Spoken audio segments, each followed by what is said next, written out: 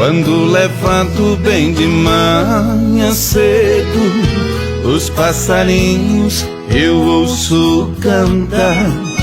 Enquanto faço meu café, eu vejo no horizonte o sol despontar.